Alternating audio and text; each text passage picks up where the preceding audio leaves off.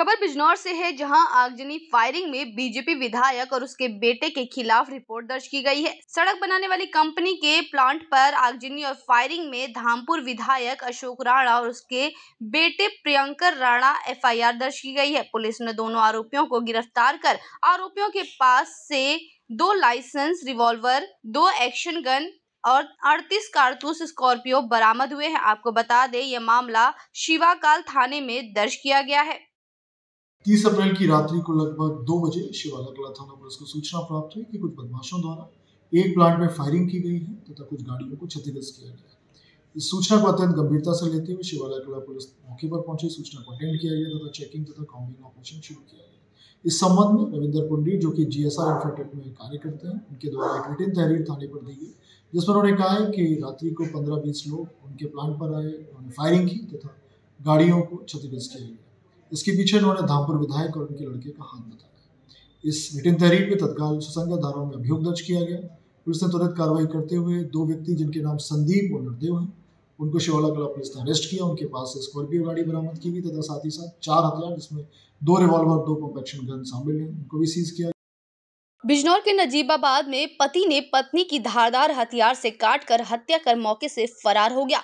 घटना की सूचना पाकर मौके पर पहुंची पुलिस ने घटनास्थल का जायजा लिया। पुलिस ने शव को कब्जे में लेकर उसे पोस्टमार्टम के लिए भेज दिया है। आपको बता दिए, पूरा मामला नगर के मोहल्ला जप्तागंज का है, जहां अय्यूब की पुत्री सईमा की शादी नगर के मोहल्ला मेहंदी बाग गांधी हाउस के रहने वाले नौशाद उर्फ सोनू पुत्र बल्ला के साथ हुई थी।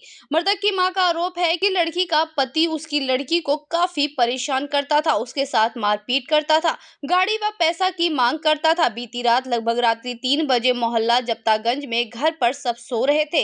हत्या के आरोपी नौशाद उर्फ सोनू घर पर आया तो मकान बंद था। किसी तरह से मकान की छत पर चढ़ गया, जहां उसकी पत्नी सईमा सो रही थी।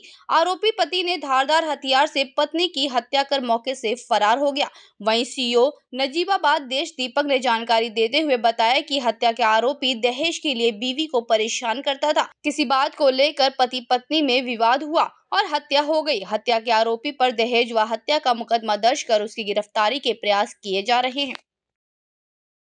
मैं देश दीपक सिंह, क्षेत्राधिकारी नजीबाबाद, अवगत कराना है कि आज दिनांक 30/4/2024 को सुबह करीब 3 बजे एक व्यक्ति नौशाद उर्फ सोनू पुत्र बुल्ला निवासी पठानपुरा कस्बा व थाना नजीबाबाद द्वारा अपनी पत्नी साइमा उम्र करीब 24 वर्ष को कम दहेज लाने का प्रताड़ित करना तथा दहेज की मांग पूरी न होने पर अभियुक्त नौशाद उपरोक्त द्वारा अपनी पत्नी साइमा को चाकू द्वारा गला काटकर हत्या कर दी गई। इस संबंध में प्राप्त सूचना पर तुरंत पुलिस बल मौके पर पहुंची तथा शव का पंचायतनामा कराकर पोस्टमार्टम हेतु मोर्चरी भेज दिया गया है। प्राप्त तहरीर के आधार पर संबंधित धाराओं में अभियोग पंजीकृत कर लिया गया है। अभियुक्त की गिरफ्तारी के प्रयास किए जा रहे हैं। अन्य विधिक कार्रवाई प्रचलित है।